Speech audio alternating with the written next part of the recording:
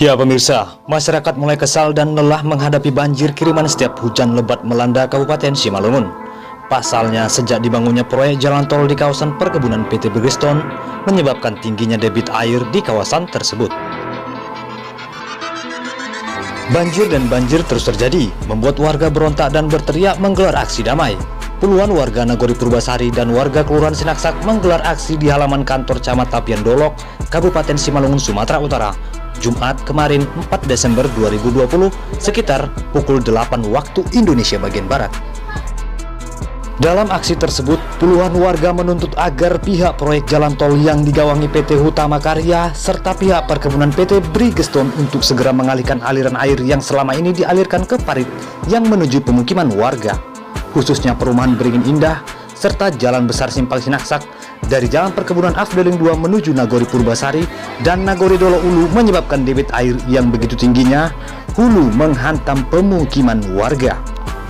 Aksi masyarakat Kelurahan Sinaksak dan Nagori Purbasari mendapat tanggapan dari Komisi 2 DPRD Simalungun bersama pihak Jalan Tol PT Hutama Karya dan pihak Perkebunan PT Bridgestone.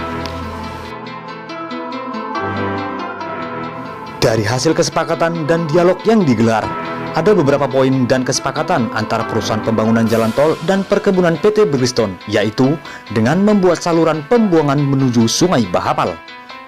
Dari hasil dialog dan kesepakatan yang digelar di Aula Kantor Camat Tapian Dolok antara masyarakat, pemerintah Nagori, dan kedua perusahaan yaitu PT HK dan PT Bridgestone, kepada Mona Lisa TV mengatakan,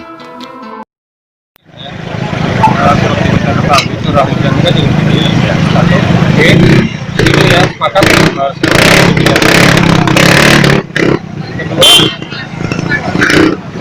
ada pembangunan ini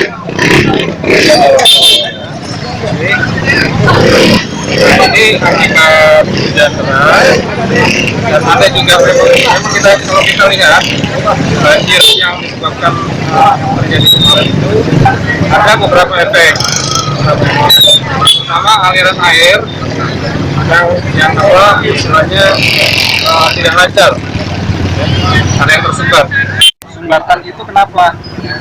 Sumbatan itu yang melalui lahan-lahan yang belum bisa kita buka. Ada lahan yang belum bebas, ya kan? Yang kedua, ada lahan memang yang lewat ke kebun karet. Ya, kebun karet ini dalam hal ini miliknya perusahaan besar ya. Kita mau kerjasama dengan perusahaan tersebut untuk dapat diizinkan membuat potongan aluran air supaya air itu tidak masuk ke jalan nasional dan perumahan warga. Siapa? Itu diizinkan. Siapa? Nah, dari pihak kontraktor.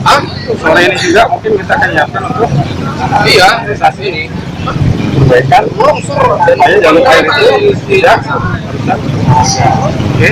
Kita harapkan ada kerjasama yang baik dari pemilik lahan dalam hal ini PT Bridgestone ya. Semoga siang ini sudah ada solusi. Ya, alat berat HK langsung kita turunkan nanti untuk ngorek potongan air ke arah sungai. Ya, Sungai Bahapal. Oke. Harapannya kereta api yang sekarang sedang ada pekerjaan oleh PT Kereta Api ya. Kalau Bapak bisa lihat di sana, air itu sebenarnya ada gorong-gorong dulu. Nah, terinfo bahwa PT Dirjen Kereta Api akan membuat bokalpat ukuran 2 kali 2. Nah, ini yang tinggal nanti dikejar sama Pak Camat dengan warga sekalian nanti dibantu sama Bapak dari warga, sama warga supaya cepat realisasi. Kalau itu sudah terbangun, bokalpat ukuran 2 kali 2 yang melewati kereta api, insya Allah semua. nah terus kemudian langkah-langkah itu ya, yang konkret hari ini juga nanti kita koordinasi dengan pihak Bridgestone agar supaya diizinkan melalui lahannya dia untuk memotong saluran air ke arah Sungai Bahapal. Insya Allah dalam waktu dekat kalau itu sudah kita kerjakan, air hujan yang deras artinya sudah dapat berbelok ya. Berarti sejauh ini volume air hujan jika belum ada pelepasan lahan dari pihak pengiritur Bukan pelepasan lah. Nah, jadi Artinya kita kan sudah metakan ya. ada alur-alur lembah yang bisa berpotensi untuk dapat dilalui air. Itu aja. Intinya tidak dengan bebaskan lahan dan sebagainya. Ini kan untuk solusi cepat hari ini supaya tidak terjadi lagi. Kasihan ibu yang rumahnya Oke, pasca hujan deras ini kan Bang ada beberapa rumah warga yang menjadi terdampak. Terus kemudian dari hasil rapat tadi mereka meminta ganti rugi. Nah, bagaimana responnya Bang? kalau ganti rugi kan kita duduk bersama Pak. Cari dulu akibat itu ada sebab, oke? Nah sebab-sebab itu nanti kita rangkum semua. Kalaupun ada sebab misalnya dari tol sekian persen, ya kan? Kalau dari hujan sekian persen, terus kalau dari aliran drainase existing yang sudah rusak di jalan, terus dia kena sampah dan sebagainya, ini perlu kita kaji juga, kan gitu ya. Oke, terus kemudian dengan tingginya curah hujan ini, apakah pembangunan tol terkendala Pak atau seperti apa Pak? Sebenarnya terkendala, kita di dalam sana juga sekarang alat pada stuck, banyak nggak gerak. Artinya secara cost juga kontraktor udah artinya biaya itu cukup cukup berat. Ya, tapi apapun namanya hujan kan nggak boleh kita salahkan Tuhan kan, betul? Nah ini gimana caranya kita mengakomodir cuaca yang cukup ekstrim untuk kita alirkan airnya. Air itu tidak boleh dilawan ya, nggak boleh, tapi harus dialirkan supaya aman. Nah, ini tugas kita. Dengan abang siapa Bang? Saya dengan Doni. Doni sebagai apa Bang? Perwakilan dari kontraktor PPHK. Oke, terima kasih ya. Salah satu penghuni yang ada di perumahan Beringin Indah, yang mana saya langsung mengalami dampak negatif dari hal yang diduga ya kesalahan teknis atau apalah namanya akibat pembangunan jalan tol ini. Ya, saya punya rekaman video atau bukti otentik yang bisa saya perlihatkan bagaimana air seperti air bah itu dituangkan mengalir di atas jalan akses perumahan Beringin Indah. Ya, air berwarna coklat yang tidak pantas, ya, yang tidak pantas.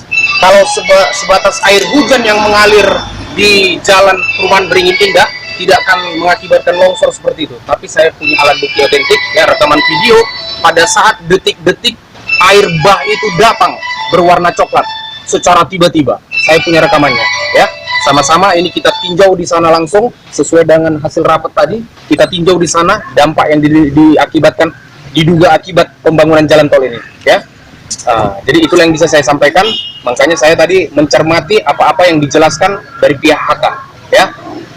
Namun dalam hal ini saya tidak ingin mengkonter atau apapun namanya, saya cukup mencermati aja. Tapi di sisi lain saya selaku warga dan dalam hal ini dipercayakan, ya, menyampaikan aspirasi kepada pihak yang terkait, ya. Saya punya bukti otentik, ya, saya punya bukti otentik rekaman video di mana detik-detik seperti air bah itu dialirkan, ya, yang melewati akses jalan.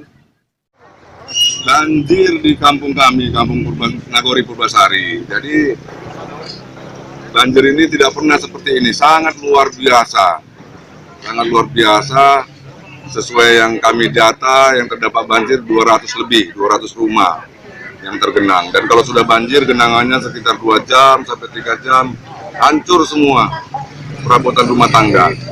Memang secara fisik rumah hanya 1-2 yang hancur.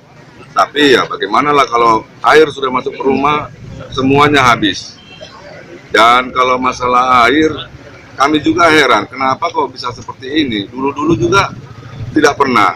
Masalah hujan lebat, dari dulu hujan juga lebat. Tapi dampaknya tidak seperti ini. Jadi ada indikasi dan semalam kami survei, ya kita tidak menyalahkan yang sana-sini, tidak perlu ada yang kita salahkan.